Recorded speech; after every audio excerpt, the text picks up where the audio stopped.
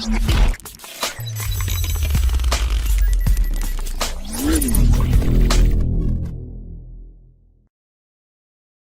1.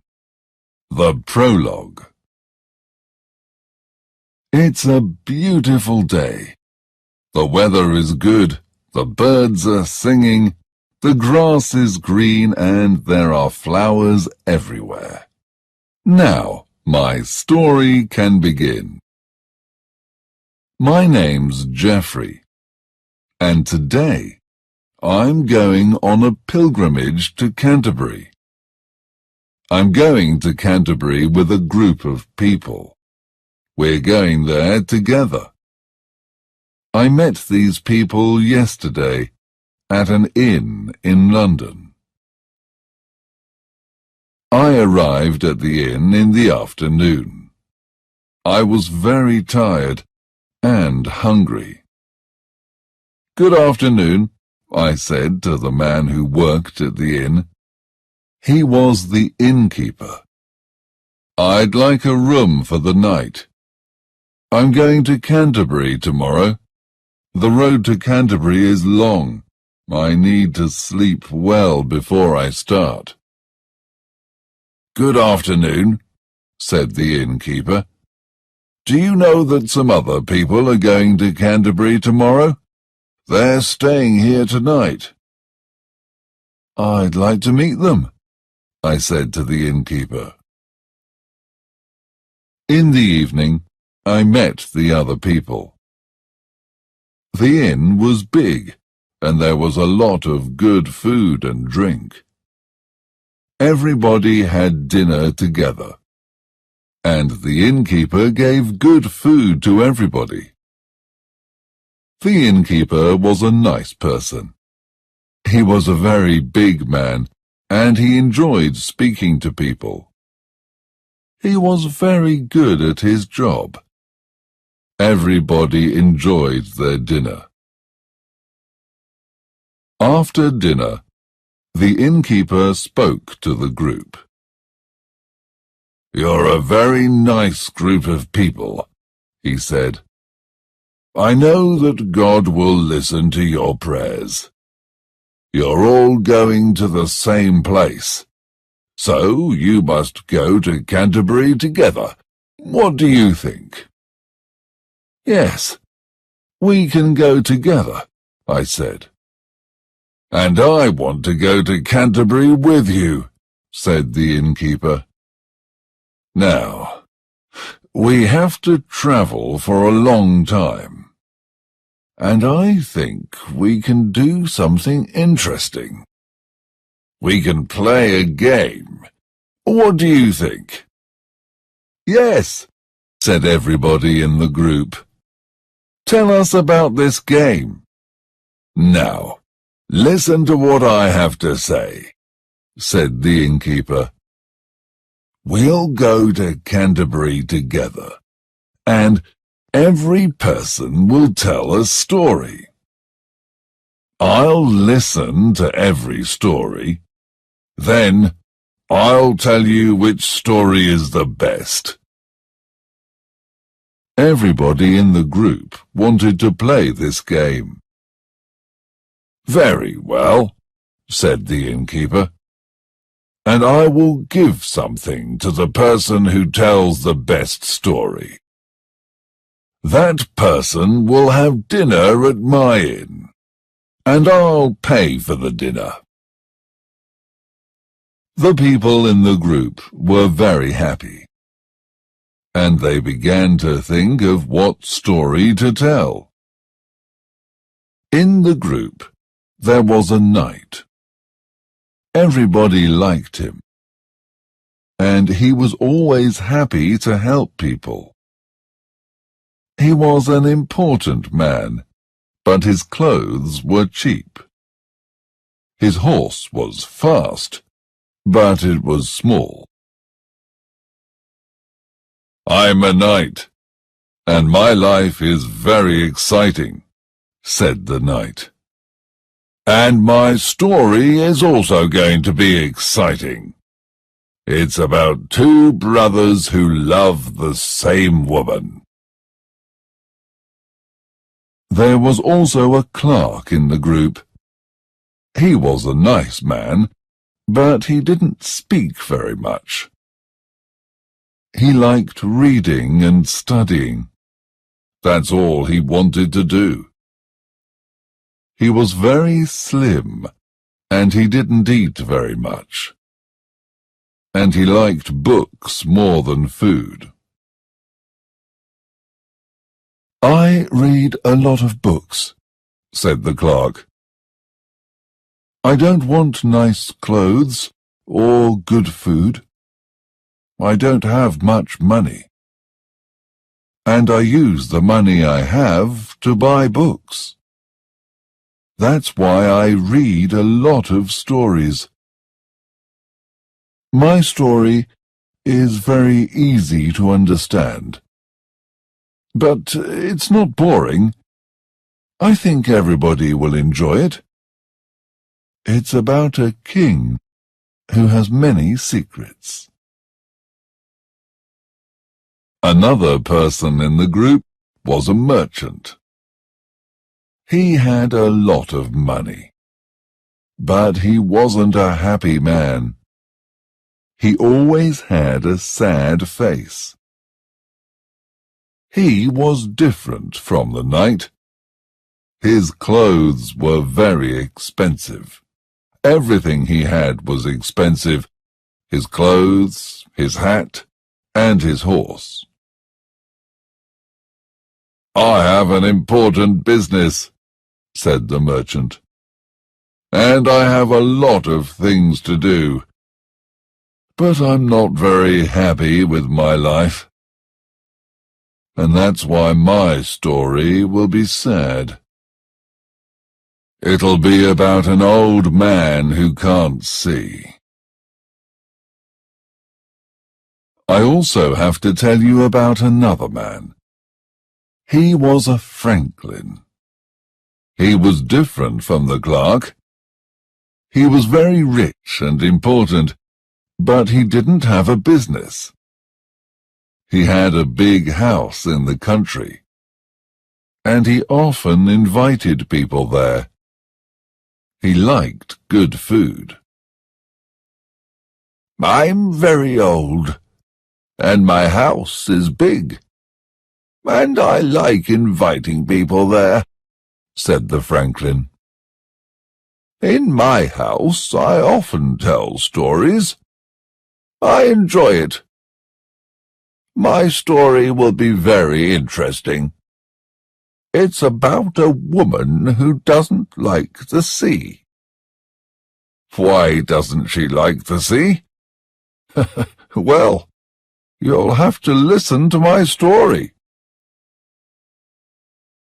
There is another person I want to tell you about. He was a pardoner. He also liked reading. And he liked to sing songs and say prayers. He had a strange face. "I travel a lot, and I always say prayers for people," said the pardoner. "There are a lot of bad people in the world. I'll say a prayer for them, but they have to give me some money. My story will be about 3 people who do something very bad." Everybody was tired. It was late in the evening, and the knight said, "We can go to bed now. Then we can leave early in the morning." We all went to bed. We were tired, but happy. Early next morning we got up, and then we left for Canterbury on our horses. We were slow, and after many hours we came to a place called St. Thomas, and we stopped there. We sat down, and then we had something to eat. After eating, the innkeeper said, "Listen, Do you remember what we said last night? Of course, said the knight. Well, said the innkeeper, who wants to begin? Who wants to tell the first story? I'm happy to tell you my story, said the knight. I think you'll enjoy it. It's very exciting. And then the knight began to tell his story.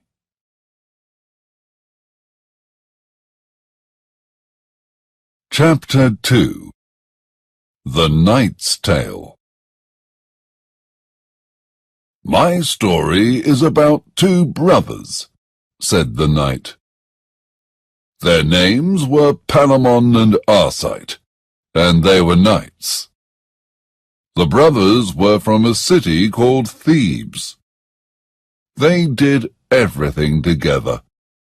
They weren't only brothers, they were also friends. But they were very sad. They were sad because they didn't live in Thebes anymore. They lived in Athens. And they didn't live in a house. They lived in a prison. They couldn't leave the prison, and they couldn't speak to anybody. Every morning, they looked out of the prison window.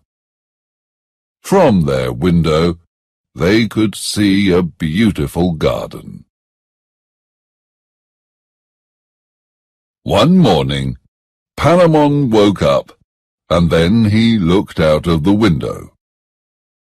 But something was different. There was a woman in the garden. Her name was Emily. She was the daughter of the king of Athens. Look, said Palamon. That woman is beautiful. Oh, I'm in love. Arcite, come here. Look. Arcite went to the window, and he saw the woman. Yes, you're right. She is beautiful, he said. One day, I'll marry her. I saw her first, said Palamon. You can't love her. You must help me. No, said Arcite. My love is perfect. You must help me. Arcite and Palamon both loved Emily, and they had the same conversation every day. I love her. No, you can't love her, was all you could hear from the small room, their prison. And then, one day, a friend of Arcite's visited the king of Athens. He wanted to speak to the king about Arcite. Can he go home? Asked Arcite's friend. He's a good man, and I want to see him again. I'll do what you ask, said the king. Arcite can go home, but he must never come to Athens again, and Palamon must stay in prison. Arcite went back to Thebes, but he wasn't happy. I'm going home, thought Arcite, but I can't see Emily. Palamon can see her in the garden. It's better in prison. But Palamon was sad as well. Arcite, you can go back to Athens, he thought. You can fight the king of Athens, and you can marry Emily. I have to stay in this prison. In Thebes, Arcite was very sad. He didn't sleep or eat very much. I'll wait for 2 years, thought Arcite, and then I'll go to Athens again. Nobody will know me. I'll wear different clothes. I'll change my name. And I'll find a job. I'll be a servant in the king's house. And then I'll see Emily. And that's why, after 2 years, Arcite went back to Athens. And soon he was the king's servant. The king liked Arcite because he was good at his job. One day, Arcite went to a forest near Athens, and he sat near a tree. "What can I do?" said Arcite. "I'm the king's servant. I'm near Emily, but she doesn't know who I am. I want to die." Then a man spoke to Arcite. It was Palamon. "Hello, brother. It's me," said Palamon. "Stop thinking about Emily. Only I can love her." "Palamon, it's you," said Arcite. "Why aren't you in prison?" "The king sent me home yesterday. But I'm not going home. I want to find Emily." "Well, I'll fight you for Emily," said Arcite. "But not today. We're knights, remember? We must do things in the right way. Tonight, I'll bring some food. And then tomorrow we'll fight." "All right," said Palamon. And so the brothers said goodbye. On the next day they met in the forest. And then they started fighting. On the same day, the king was also in the forest. He was with Emily. And he saw Palamon and Arcite. "Stop," said the king. "What are you doing? Stop now." "Kill us," said Arcite. "Now I'm your servant. And before that, I was in your prison. My name is Arcite. And this is my brother Palamon. We're fighting because we both love Emily." "Then you must die," said the king. But Emily stopped the king. "Please don't kill them," she said. "They're fighting for love." "Well," said the king, "you're right, Emily. But only one of them can marry you. Palamon, Arcite, come back to the forest next summer. Bring 100 knights, and then you'll fight for Emily. Now go." Soon it was summer. Palamon and Arcite came back to Athens. They both had 100 knights, and they were ready to fight the next day. That night, Palamon had a dream. In his dream, a woman said, "I can see you. You are marrying Emily." On the same night, Arcite also had a dream. In his dream, a man said, "I can hear you. You are saying, 'Hooray! Emily will be my wife. Which dream was right? Well, now I'll tell you. In the morning, everybody came to the forest. The knights were ready, and they began to fight. After 3 hours, Emily was worried. They're fighting for me. Who's going to be my husband? When will they stop? And then, after many hours, they did stop. Palamon was very tired. "Stop," he said. "I can't fight any more." "Stop fighting," said the king. "Arcite will be Emily's husband." "Hooray!" said Arcite. "I'm very happy. Emily will be my wife. I must go to her and—" But then Arcite stopped speaking. He didn't feel very well.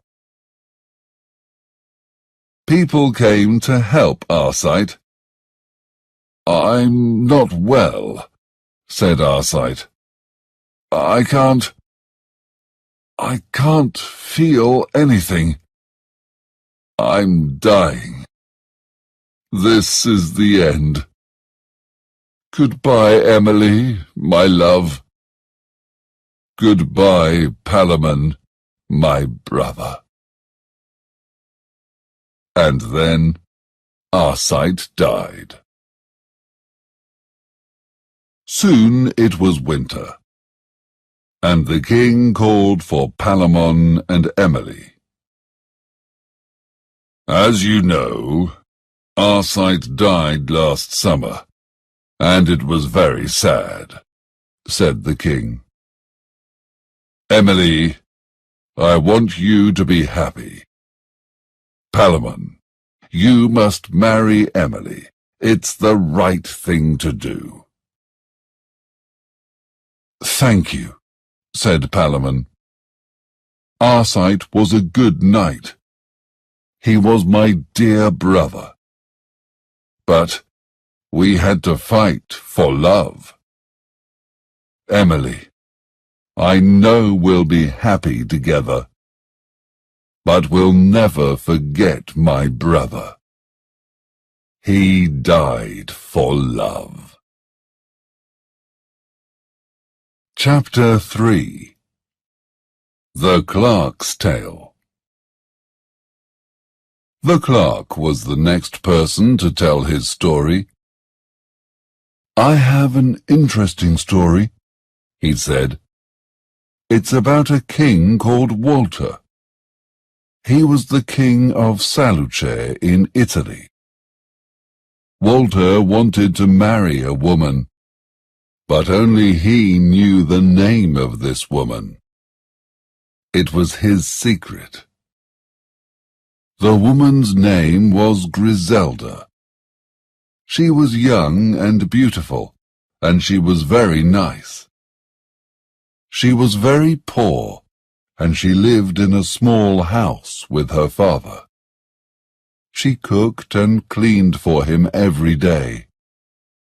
And now I'll tell you their story," said the clerk. One day, Griselda was at home with her father. "Today is the day," said Griselda. "Today we'll know the name of the king's wife. Who will it be? It's very exciting."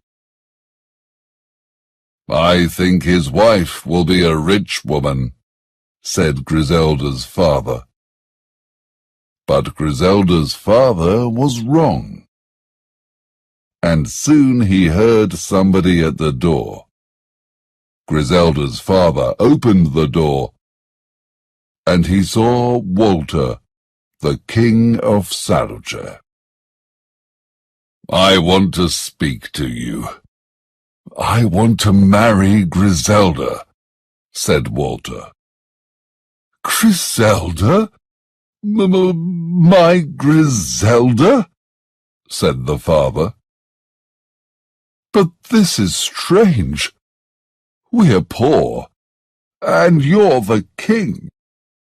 Why do you want a poor wife?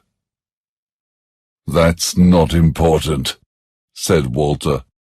She's the woman I love. Can I speak to her? Well, of course, said the father. And then Walter went inside the house, and he spoke to Griselda. Griselda, said Walter, will you be my wife? You must do everything I say. I'm too poor for you, said Griselda. I cook and clean. I work hard. I have a different kind of life. But I want you to be happy. I'll be your wife, and I promise to do everything you say. That's good, said Walter.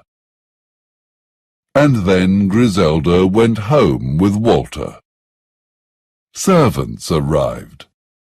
They gave Griselda a beautiful dress, and on that day Walter married Griselda. Walter and Griselda were very happy. The people of the city liked her. Soon Griselda had a beautiful baby girl. Walter was also happy, but he was worried about something. Griselda is very nice, he thought. But does she love me? Is she only nice because I'm the king? I have to know that she loves me. Then Walter did something very bad. One night, Griselda was in her room. She was with her daughter. Walter's servant came into the room. I'm sorry it's late, said the servant, but I must do what the king says. I must take your daughter. The servant took the child from Griselda. Griselda was very worried. What's he going to do with my daughter? Is he going to kill her? Thought Griselda. But Griselda said nothing. Now go, said Griselda to the servant, and do what the king says. Then the servant took the child to Walter. Don't tell anybody about this, said Walter to his servant. Go with my daughter to Milan. She'll live with my sister.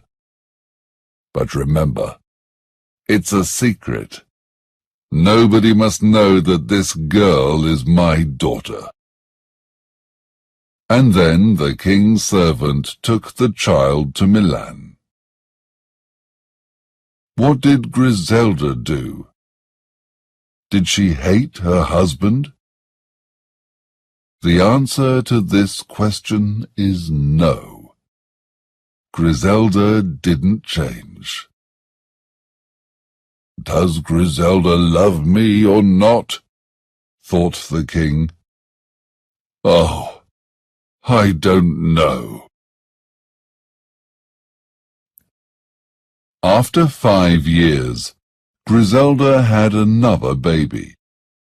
It was a boy. Griselda was happy again. But Walter wasn't happy. Griselda, said Walter, do you promise that you'll always love me? Yes, I do, said Griselda. I'm your wife, and I left my old life. I left my house and my father. I'll die for you. Is that what you want? But Walter wasn't happy. I have to know that she loves me, he thought. Soon, Griselda's son was 2 years old. One night, Griselda was in her room. She was with her son. Then, the servant came into her room again. I must take your son, he said. It's what the king wants. First my daughter, and now my son, thought Griselda. Oh, my children, what will Walter do to my son? Griselda said goodbye to her son, and then the servant took the child to Walter. Take my son to Bologna, said Walter. And remember, this must be a secret. And then the servant left. He took the boy to a family in Bologna. Now I'll know, thought the king. Will Griselda love me now? But Griselda didn't change. She didn't hate Walter. She was good to him.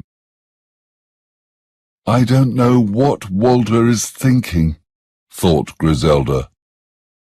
I promised to love him, and I will love him. But why does he do these bad things? For some years, Walter was happy. His daughter was in Milan, and she was now 18 years old. And Walter began to worry again. Does Griselda love me? He thought again. And then he did another bad thing. The king called for Griselda, and he said to her, I don't need you any more. I want a new wife. Griselda said nothing, and then she left Walter's room. Walter then spoke to his servant. Bring me my son and daughter, he said. But it must be a secret. Don't tell anybody who these children are. I'll say to everybody that I'm going to marry the girl. Of course, I'm not going to marry her. She's my daughter. But nobody will know this. That afternoon, Walter spoke to Griselda again. Griselda, a poor woman can't be my wife. I was wrong, he said. My new wife is arriving. You must go back to your father's home. Leave your clothes here. I'll give them to my new wife. Thank you for everything, said Griselda. I'll go home to my father. He's old. I want you to be happy with your new wife. And then she left the room. The king was very sad. I hate doing this, he thought. I love her so much, but I must know that she loves me. The next day, Walter went to Griselda's house. He wanted to ask Griselda something. Griselda, as you know, my new wife is arriving, said Walter. I need somebody to clean her room. Will you help me? I'll be happy to help, said Griselda. And then she went to Walter's house. She cleaned the rooms, she made the beds, and she washed the plates. That morning, Griselda's son and daughter arrived. When Griselda saw the girl, she thought, "She's beautiful." And she thought of her daughter. "My daughter is the same age," she thought. And when Griselda saw the boy, she thought of her son. "The boy is so clever. My son is the same age." Of course, she didn't know that they were her children. When Griselda saw the king, she said, "That girl is very nice. She's beautiful. Be nice to her. I hope you'll be happy." "Stop this," said the king. "I don't want to do this any more. My dear wife Griselda, I love you very much. Griselda, you are my wife, and you're perfect." And then Walter called for his son and daughter. "Griselda, this is our daughter, and not my new wife. And this is our son. I'm very sorry. I only wanted you to love me, and now I know that you do. These are our children." Griselda was happy to see her children again. Thank you," said Griselda. "My children are safe." That night they had a big party. Griselda and Walter were both very happy. And Walter never worried about Griselda's love again. Chapter 4. The Merchant's Tale.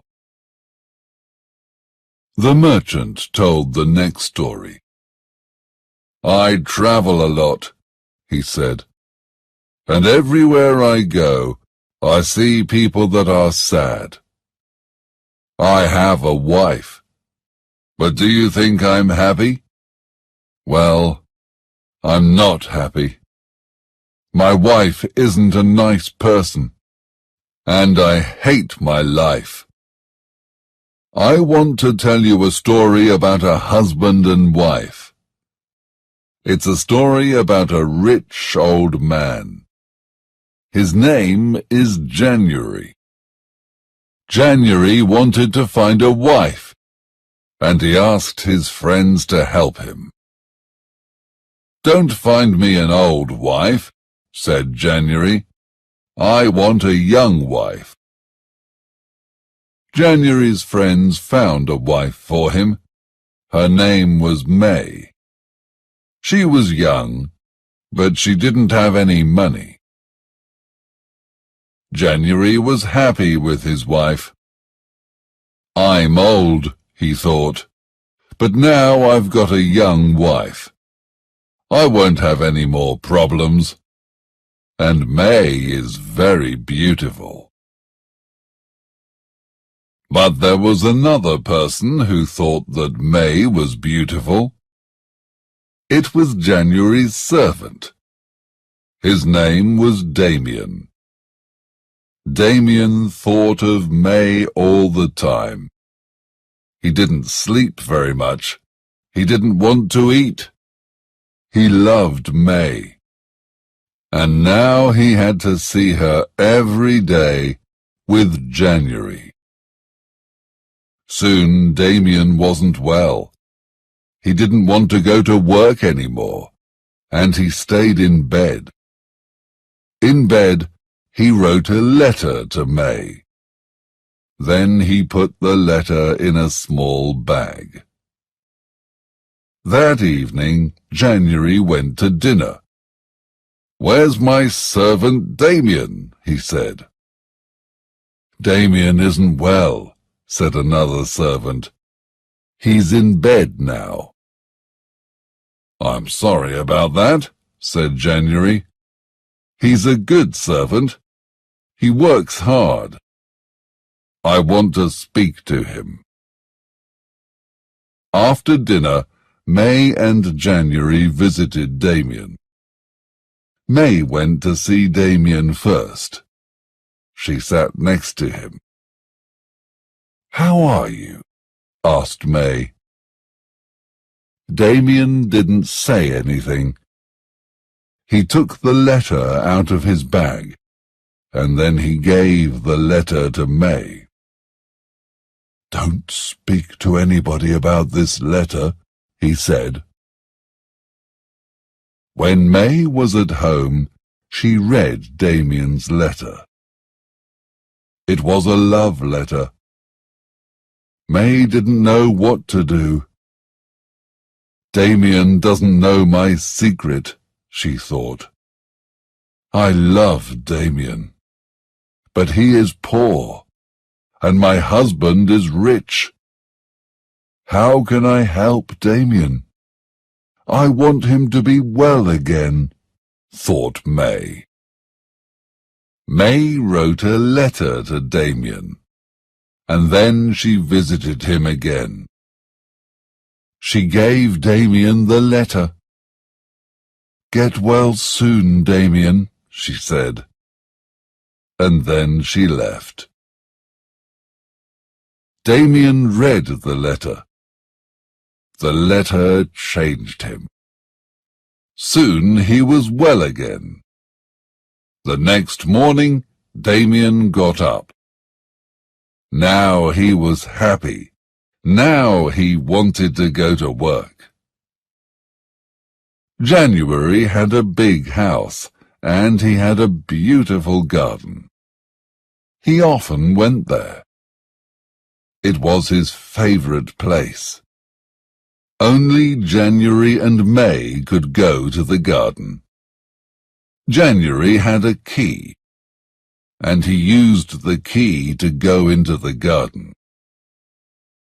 One day, January was in his garden. He looked at the trees and the flowers. It was a beautiful day. The weather was perfect. But January didn't feel very well. "Help! Help!" said January. "I can't see. I can't see anything. I'm blind." It was very sad. January couldn't see any more. May went to the garden, and she took January back to the house. January stayed in his room for 2 months. He didn't want to go out, and he often thought about May. "What about May?" he thought. "Now I can't see my beautiful wife. What is she doing? I can't see what she's doing. Does she love me? I know what I'll do. I'll tell her that she must always stay in the house. We'll stay here together." The next day, January said to May, "You must always sit next to me. Then I'll know what you're doing. Sometimes we can go to the garden, but we must go there together." Now it was May who was sad. Her house was a prison, and she thought more and more about Damien. Damien was also sad. "I can't speak to May," he thought. "January is always there. I must do something. I need to speak to May." May and Damien often wrote letters to each other. They wrote about their love. But Damien wanted more. He wanted to speak to May. He wrote a letter to her. In the letter he wrote, May, take a key to the garden, and then give the key to me. January has a lot of keys. Then tell January that you want to go to the garden. Do it now. Damien gave the letter to May, and May did what Damien asked. She gave him the key. Then Damien went to the garden, and he waited there for January and May. Soon January and May were in the garden. January was happy again. "I'm old, and I can't see," he said to May. "But I have you, my love. I love you so much, and I want to show you how much I love you. Tomorrow I'm going to give you all my money, and this house, and this garden." "January, what are you saying?" said May. "You're the only man in my life." But of course there was another man in May's life, and that man was Damien. And now she saw Damien in the garden. "I'm hungry," said May. "I want to go to the apple tree. Then I can eat an apple. Wait here." But May didn't want any apples. She didn't go to the tree. She ran to meet Damien. January waited for May. He didn't know where she was. Now she was with Damien. But then everything changed. "I can see again. I can see," said January to himself. "How is this possible?" he thought. January didn't understand. "I must tell May. She'll be so happy." And so January looked at the apple tree, but May wasn't there. "Where's May?" thought January. And then he saw her. But he didn't only see May. He also saw a man. "Who are you? What are you doing?" "Leave this garden now," said January. Damien and May looked at January. "I think he can see us," said Damien. And then Damien ran. He was very fast, and soon he was outside the garden. Then May ran to speak to January. "What is it, my love?" she asked. "I can see now. I was so happy, I wanted to tell you. And then I saw you with a man. I think I saw you with somebody." "You can see again?" said May. "I'm so happy. But what are you talking about? A man? You can look everywhere in this garden, but you won't see a man, because there is no man." "I was so excited that I could see again," said January. "I think I saw something that wasn't there, but I thought there was somebody with you." "There was no man," said May. "Nobody can come into the garden. I want to go back home, my love. Then you can sleep. You're tired." "Yes, you're right," said January. Of course there wasn't a man. Nobody can come into the garden. I want to go home now. We have to tell everybody. We'll have a party. Isn't it great? I'm not blind. I can see again. And here my story ends, said the merchant. January was happy. He could see again. But there was something that January couldn't see. He couldn't see that May didn't love him, and that May loved Damien. January wasn't blind anymore, but love is always blind. Chapter 5. The Franklin's Tale. Everybody in the group was tired. It was the end of a long day. They were ready to listen to the Franklin story. My story is also about a husband and wife, but this story is different from the merchant's story. In my story, love is not blind. The husband and wife in my story are in love. The wife's name was Dorigen. She loved her husband very much. The husband's name was Arviragus. He was a knight. They lived in France. But when I start my story, Arviragus was in England. Dorigen was very sad. She thought about her husband every day, and she stayed at home. Arviragus wrote a letter to Dorigen. "Don't worry, I'll come home soon," he wrote.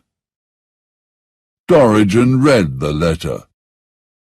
"I don't want him to come back soon. I want him to come back now," she thought. "But I must go out. I must try to be happy." And so Dorigen started going out. Her house was near the sea.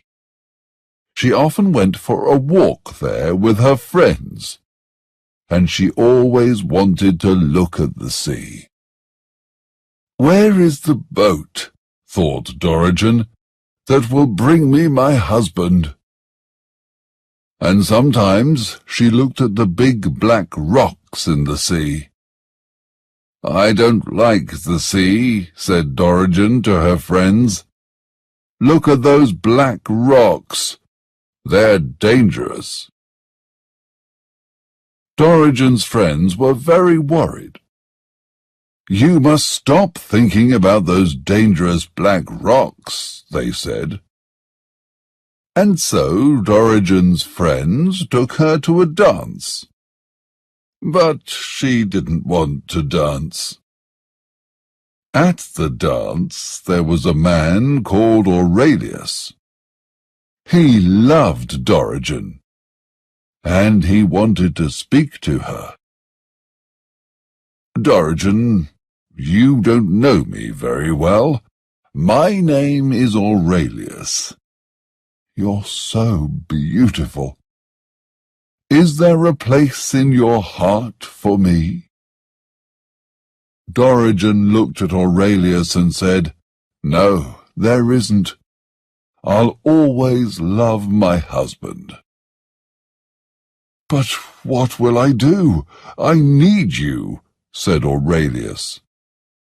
"I'm sorry," said Dorigen. "But," said Aurelius, "is there anything I can do?" Well, I want the black rocks in the sea to disappear. Do this, and then there will be a place in my heart for you." "But that's not possible," said Aurelius. "Nobody can do this." I know, said Dorigen. Aurelius went home. At home he said a prayer. Help me, he said. And then he went to bed. And he stayed at home. He never went out. He didn't want to see anybody. Soon Dorigen's husband came home. Dorigen and Arviragus were together again. Aurelius was at home. He was always at home. One day, Aurelius read an interesting book. It was a book about magic. I can use magic? With magic, the black rocks will disappear, thought Aurelius. I know a man in Orléans. His name is Simon. He's famous for his magic. I can ask him to help me. The next day, Aurelius went to Simon's house. "Hello," said Simon. "Have dinner with me, and you can tell me everything." At dinner there was every kind of food. There was meat, fish, fruit, and vegetables. They ate, and Aurelius told Simon his story. Simon listened to the story, and then he said, "It's true that I sometimes do magic, and now I'll do some magic for you." And then the food on the table disappeared. Aurelius was very happy. "Can you help me?" said Aurelius. "With the black rocks?" "Yes, I can," said Simon, "but it'll be expensive. You have to pay me £1,000. "That's a lot of money," said Aurelius. "But all right, you must be quick. I want to go home tomorrow." In the morning they went back to Aurelius's house. Simon started work, and after 2 days he was ready. "Aurelius," he said, "we can go and see the black rocks." They went to the sea, but when they arrived, the black rocks weren't there anymore. "Oh, thank you so much," said Aurelius. "I must show this to Dorigen." The next day, Aurelius met Dorigen. "Hello, Dorigen," he said. "Do you remember our conversation about the dangerous black rocks? Do you remember what you promised? Please tell me that you remember." "Yes, I remember," said Dorigen. "Well," said Aurelius, "the black rocks aren't there anymore. Come and see." When they arrived, Dorigen looked at the sea. And then she said, "But how can black rocks disappear? What can I do? I have to speak to my husband." And then she ran back home. When Dorigen arrived home, she started to think, "I made a promise, and promises are important. But I'll never do anything bad to my husband. What can I do?" For 2 days, Dorigen thought about her problem. "What can I say to my husband?" she thought. Then Dorigen spoke to her husband. She told him everything. "Don't worry," said Arviragus. "You did nothing wrong. But you promised this to Aurelius, and that's why you must leave me. But I love you, Arviragus, said Dorigen. Oh, what can I do? Dorigen went to a garden. She needed to think. When she was in the garden, a man spoke to her. Hello. Where are you going? It was Aurelius. I don't know, said Dorigen. My husband says I must leave him. The black rocks aren't there anymore, and I promised to be with you. Dorigen was very sad. Dorigen stopped speaking. And then something changed inside Aurelius's heart. I hate to see you this sad, he said. Your husband is a good man. You and Arviragus have a perfect love. I must stop this. Go home to your husband. We'll forget about your promise. Thank you, Aurelius. Thank you. Oh, I'm so happy, said Dorigen. And then she went home to tell her husband. Then Aurelius remembered something. I have to pay Simon £1,000, and I only have £500. What am I going to do? I'll bring him £500.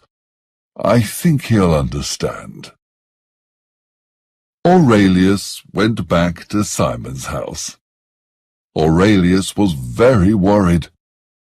Simon won't be very happy, he thought. Hello, said Simon. Do you have my money? I can give you £500, said Aurelius. Why don't you pay me everything? I did everything you asked of me, didn't I? The black rocks disappeared? Yes, they did, said Aurelius. And I'm very sorry about the money. And then Aurelius told Simon everything. He told him about Dorigen and Arviragus.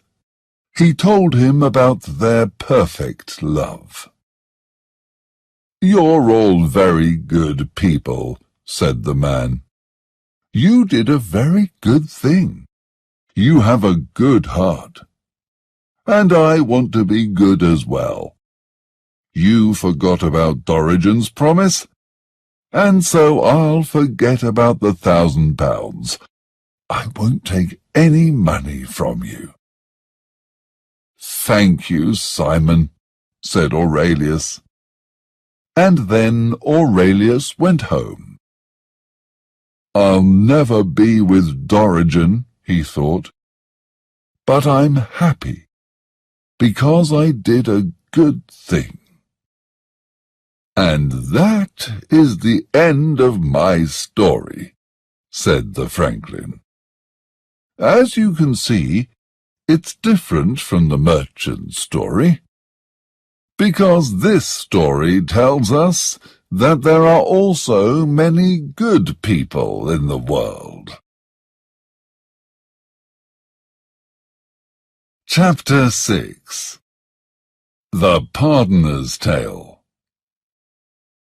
And now I have a story for you, said the pardoner to the other people in the group. It's a story about 3 men. They were called Amis, Lucien, and Maurice. Amis talked a lot. The other 2 men didn't talk very much. These men were very bad. They only thought about money. They were always together, but they weren't friends. Friends help you. Friends listen to your problems. They were greedy. and they had no love in their hearts. I will begin my story in an inn. The three men were together at a table near the window. "I'm hungry," said Amos. "So am I," said Lucien. "I want something to eat." But then Amos saw something strange. "Look," he said. "Look out of the window. What are those two men doing?" "Oh, yes," said Lucien. "They're carrying a man." "You're right," said Amos. "Who is he?" "I think we know him." "Yes, it's Adranos." "Innkeeper," said Amos. "Is that Adranos?" "Yes, it is. Adranos died last night. Somebody killed him," said the innkeeper. "Who did this to Adranos?" asked Amos. "Death did it," said the innkeeper. "Death? That's a strange name," said Amos. "Why is he called Death?" "Because of the things he does," said the innkeeper. "Last week he met 5 people, and he killed them all. Nobody can find him. Everybody is worried about Death." "We'll look for him," said Amos. "It'll be good fun. We'll find him, and we'll fight this strange man called Death." "Don't do it," said the innkeeper. "He's very dangerous." "Don't worry, we know what to do," said Amos. "People say that Death lives near the mountain," said the innkeeper. "Don't go near the mountain, or you'll be the next people to die." "Well, we're going to the mountain. Nothing will stop us." And so the 3 men left the inn, and then they started walking to the mountain. The 3 men walked for a long time. They often had to stop. After some hours, the 3 men met an old man. "Hey, old man," said Amos. "What do you want?" said the old man. "Do you know a man called Death?" "Yes, I know about him," said the old man. "But why are you asking me this? Don't go near that man. He's dangerous." "Tell us where we can find him," said Amos. "Nobody knows where he is," said the old man. "But people say he often goes to a place. They say he puts his money there." "Money?" said Amos. "Where is this place?" "Before you walk up the mountain, there's a very old tree. It's near the road that goes to the mountain. Sometimes he goes there. They say he's got a lot of money." "I think I know where this tree is," said Amos. "We can go there now." "No, stop," said the old man. But it was too late. The friends wanted to find the tree. After 2 hours, they arrived at the place, and they saw the tree. "I want to look for the money now," said Amos. "Do you remember? The old man said that Death put it here." They looked for the money, and soon they found it. It was under a small rock, There was a lot of money in a big bag. The bag was very difficult to carry. "Here it is! Look how much there is! We're rich!" said Amis.